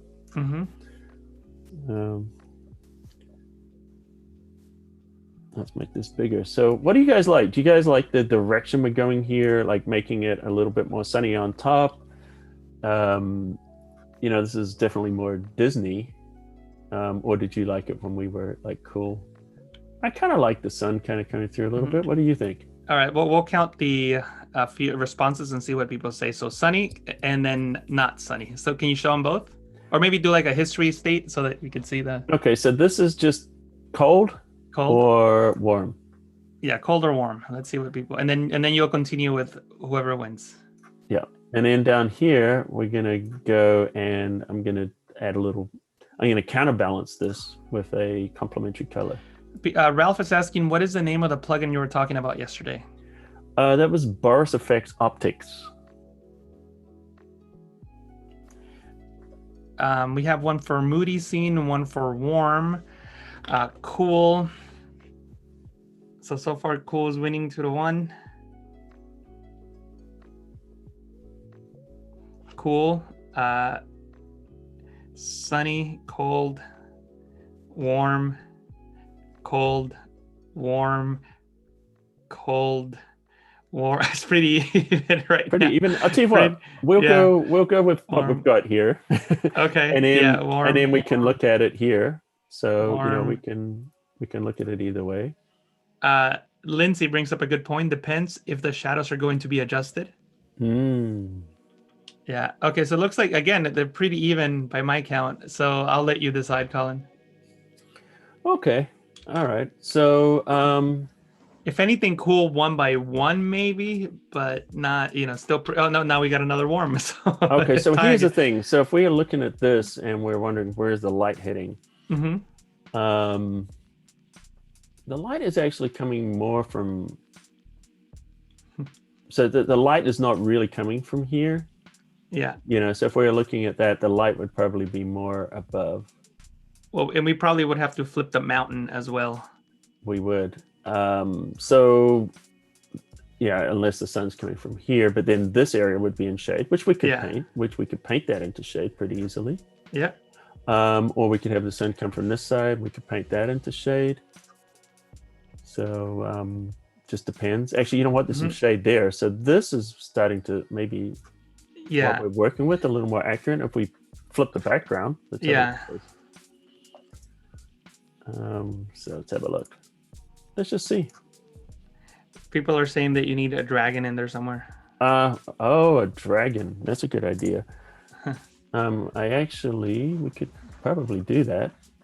Okay, so here we go. So now it's starting to get a little bit more accurate, and obviously we'd have to paint more shadow in. So why don't we, because I know we're not going to have a ton of time, I'll do a dodging and burning layer up here. And we got about 20 minutes just to... Yeah. So why don't we create a dodging and burning layer? Actually, I'll do it this way. I will fill it with gray. And I'll tell you why I'll fill it with gray in a second. So basically, to create dodging and burning, I'm just going to paint. I'm not going to use the dodge and burn tools. But what I'm going to do is create a new layer holding down the Alt or the Option key. And I'll call it dodge. And we're going to change the mode to overlay blending mode. And then it gives you the option to fill it with 50% gray. Now, if I'm just going to be painting with the paintbrush, the black and white paintbrush, you don't need the gray, right? You can just go transparent. And it's funny because I remember like way back in the day, you know, people used to do this with the dodge and burn. And then everybody started just turning on 50% gray, even though they didn't use it, just because that's what everybody else did, if you remember. And so turning on the 50% gray, what it does is it fills it with gray, but there's nothing there. It's not visible. Now, if you want to use the dodge and burn tools in here, the dodge and burn tools will work against gray. If it was transparent, they wouldn't work. So that's what started happening. But then everyone started using the brushes. And, you know, and then you paint with black and white brushes, and it doesn't matter. Actually, let me just get a regular brush. Let me go to the top. And then you paint with the brushes. It doesn't matter about the 50% gray because that doesn't add anything. The reason I have 50% gray in there when I use the brushes is if I want to erase anything, I can choose 50% gray from here.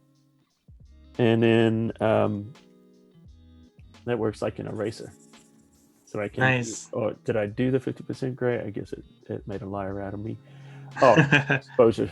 Yeah, yep. Hang on, grab the brush tool. There we go. There's the brush, and turn everything up to 100. There we go. And then choose that, or just hit fill, shift backspace if I want to redo it. Choose 50% gray, boom, and it resets it.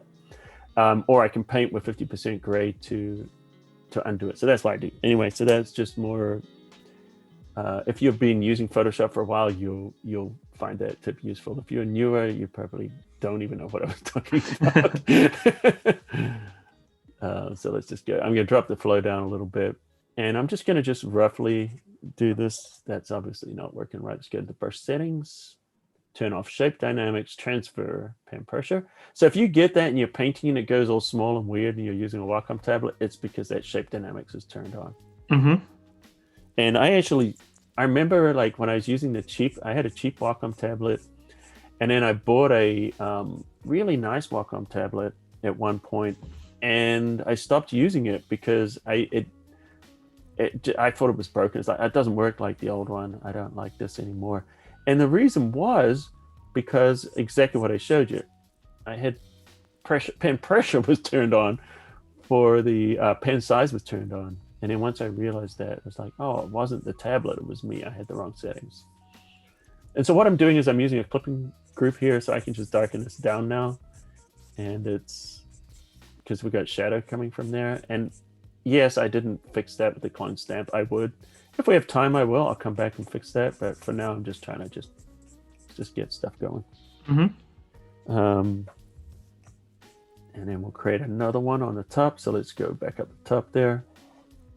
And I could also have done that for an adjustment layer in case anyone wanted to ask, like, why didn't you use an adjustment layer? I definitely could have. Yep. If you were to use an adjustment layer, which one would it be? Probably curves. Yep. Yeah. And we're just going to do the same thing here, just darkening it down a little bit. And so what we're doing is just shaping this a little bit. And I might even go back here on the side of the mountain, darken this. I'm going to go super fast. Yeah. So this, just so you guys know, this process that I'm doing right now, I might spend a good 30 minutes or more doing this. Just so you know. And it might not seem like much, but when I can guarantee you, when Colin clicks the eye icon on that layer, you'll see the huge difference that it's making. Oh yeah, when we do the before and after, yeah. Yeah. Sometimes with dodge and burn it's a little deceiving when you're working on it because you're like, I haven't done much, and then you click on that eye icon and you realize the big change you've made. Yep. Yeah, see right that? there. So, and I'm doing this much faster than I normally would. So just so you guys know. Normally I'll take a little bit more time. You know what's really bugging me is the saturation in that water. Let me do what I did. Copy that layer over, I'm going to convert this to a smart object. And sometimes when you're working, you'll notice something like now that we're starting to get into the tones and I'm caring about that. I'm noticing that the saturation is way too high down here. And it's not just because of this. It's just, I'm going to turn that off, but I want to Control U and I'm going to reduce the saturation on this. Too much. There. Oh, so much better. Isn't it? It's like taking a, just a breath of fresh air when you something bugs you and you fix it. That's why you were laughing when I was like, see how that's looking so much better. Just fixing that. There's little things, right? Yeah. This is the point now where we care about this. Like earlier on, we weren't worrying about it. You're just, basically throwing stuff at the wall, and then now you're really trying to make sure everything fits together. Yeah. We were just bashing before. Now we're actually trying to make it look like something. Taylor is saying, bye, friends. I'm off to the dentist. Wish me luck. Thanks, Colin and Jesus. Good luck at the dentist, Taylor. Yeah. Sorry you have to go to the dentist. That's not fun. And so what I'm doing now is I'm just highlighting the areas I want to brighten. Watch this in the waterfall. Ooh, magic. See? Now it's becoming magic. I love working with this part because this is the, I'm dodging now or lightening it up. And it's just like adding light by painting with light. See how it just gives it that. And also, you're using the brush tool right now. And some people would use the dodge and burn tools. Yeah.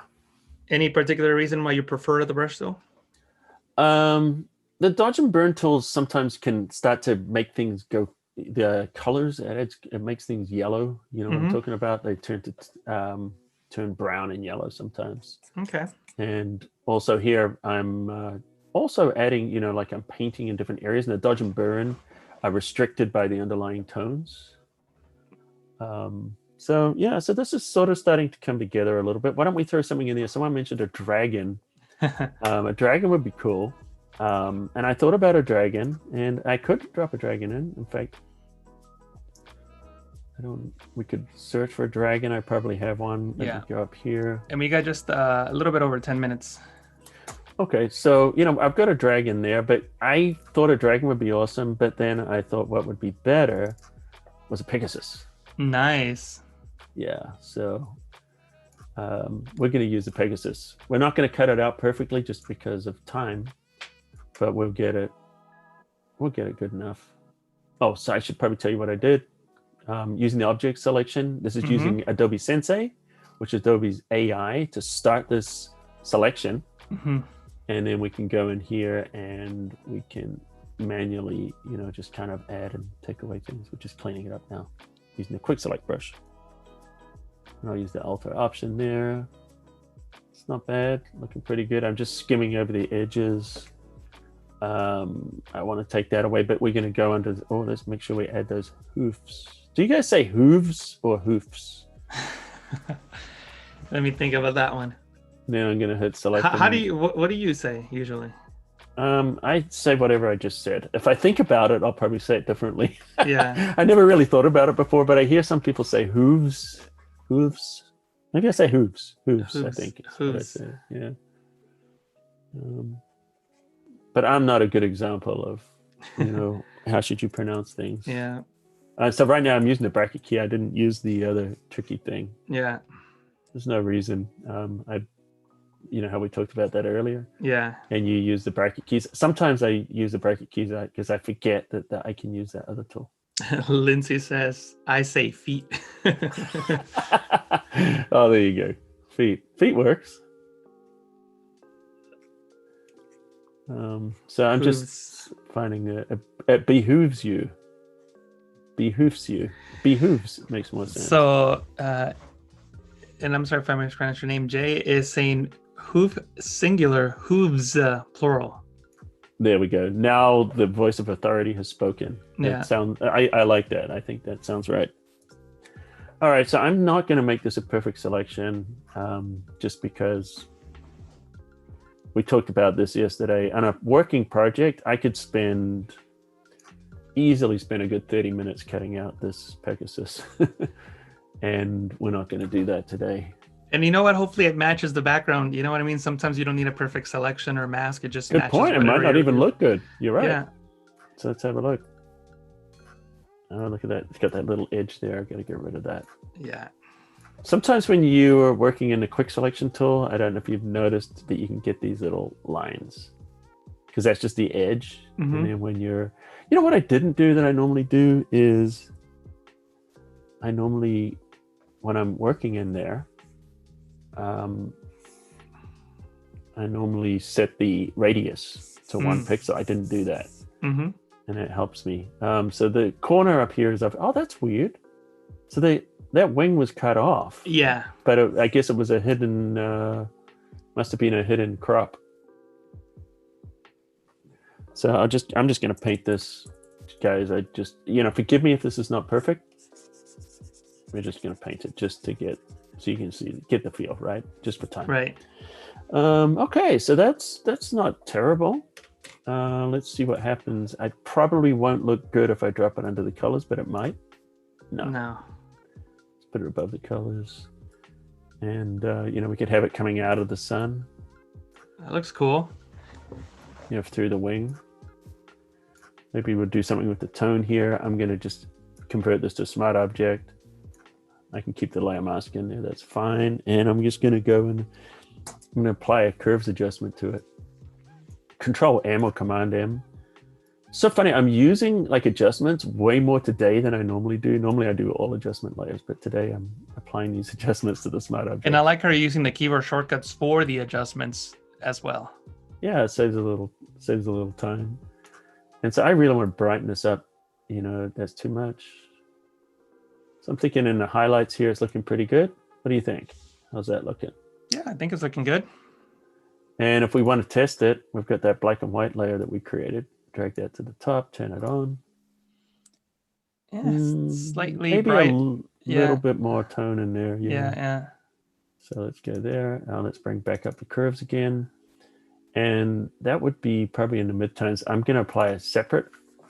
Here's a nice thing too about doing it like this. I can apply more than one curves adjustment. Mm-hmm. And maybe just bring it down on the midtones there.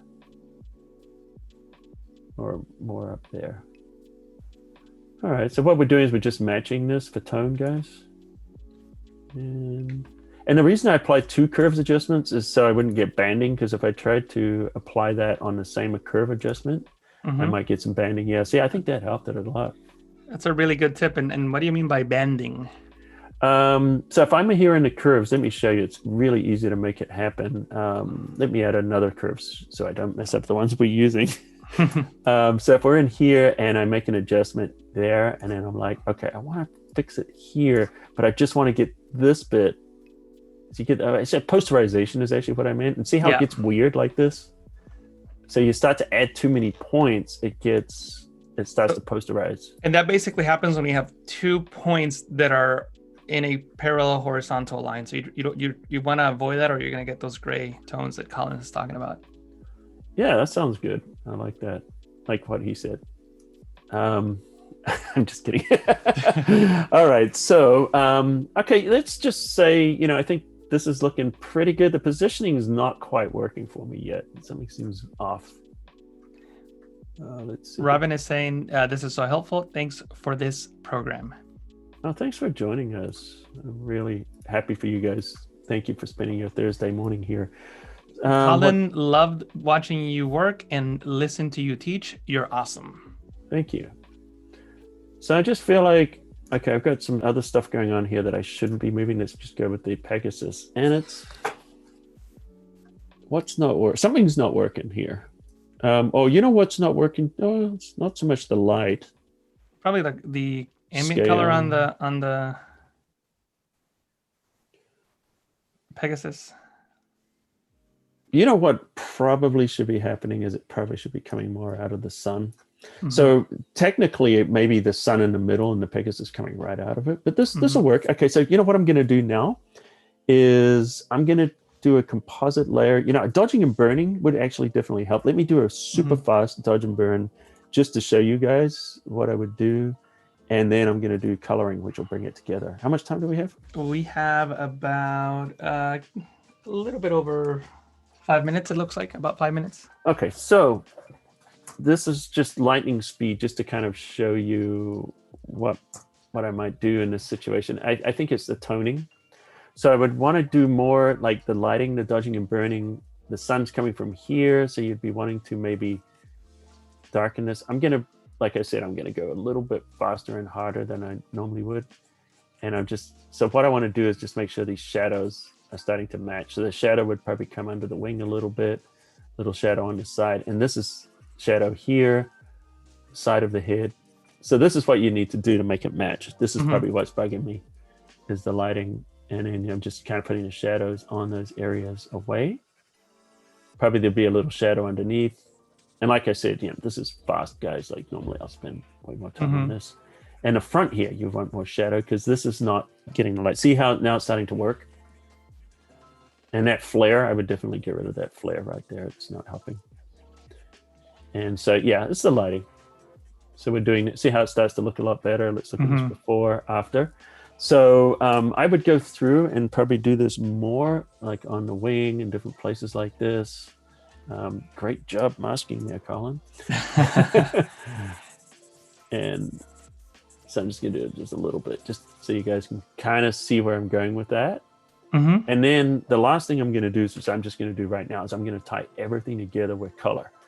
So people asked about this yesterday about using a LUT. Let's apply a LUT on top. So I'm going to choose an adjustment layer, and I'm going to go down to the color lookup. Now you can create your own LUTs. You can get LUT packs, which I don't have any for sale, but other people do. There's, these are the ones that come with Photoshop, and we've got different things like maybe the soft warming might look good. See, boom, now it's starting to work. And so like when I do the coloring at the very end, what it does is applying the color over the top of everything. See how it just brings all the different pieces together, because now they're getting the same color treatment.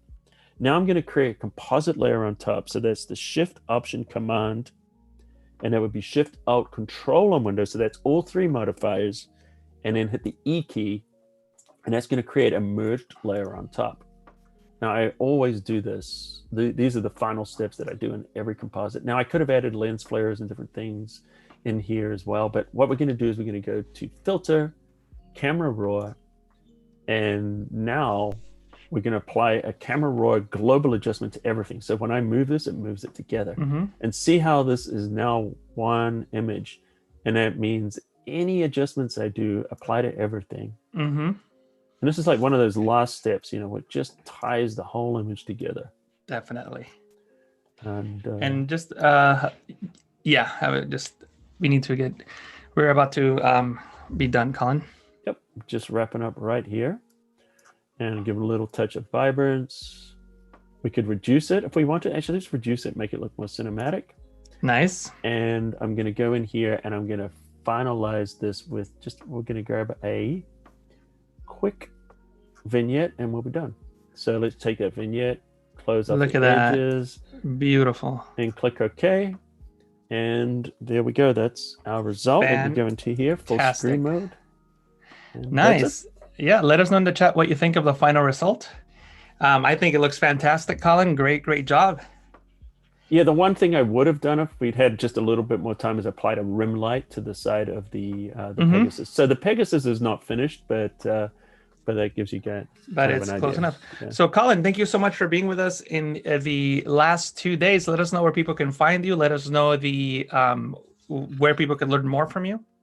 Okay, the number one place is PhotoshopCAFE.com. So this is my website. It's been going. This is, I think, the longest running Photoshop tutorial site on the internet that's still actively being updated. Nice. And so on here, I have hundreds of tutorials. These are free tutorials. So you can click on the free tutorials under categories. And we've got all kinds of things here. And we've got my live streams every Thursday at 1 p.m. Nice. We've got tips, and we've got super guides. So this is something a lot of people don't realize. All the way back to CS3, every single feature inside of Photoshop and Lightroom since CS3, I have documented in these super guides. So those are all there.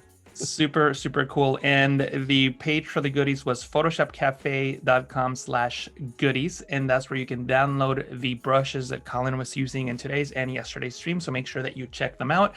Also, if you don't mind putting up the schedule, Paco, so that we can let people know what's coming up next. And Actually, I don't. Oh, that's so weird. I don't see it on my end, but not to worry. I know that we have Kathleen Martin coming right up next, and I'm sorry since that I for some reason I can't see it on my screen, but there you go. You guys can see it. I know that I'll be back with Claudia from Print My Soul on Rework It. Make sure that you submit your design so that Claudia and I could rework them for you live. iamclaudia.com/reworkit is the website to submit. Stick around for Kathleen Martin. I think she's up next. Colin, again, thank you so much for joining us. You can find Colin at PhotoshopCAFE. It was awesome being with you in the last few days, and I hope to have you back again very soon. Yeah, thanks for having me, guys. I really appreciate being invited and being here on Adobe Live, and it's been a fun couple of days. And yeah, awesome. Thank you so much, Colin. Thank you, Paco, and I'll see you guys again in Rework It in just a little bit.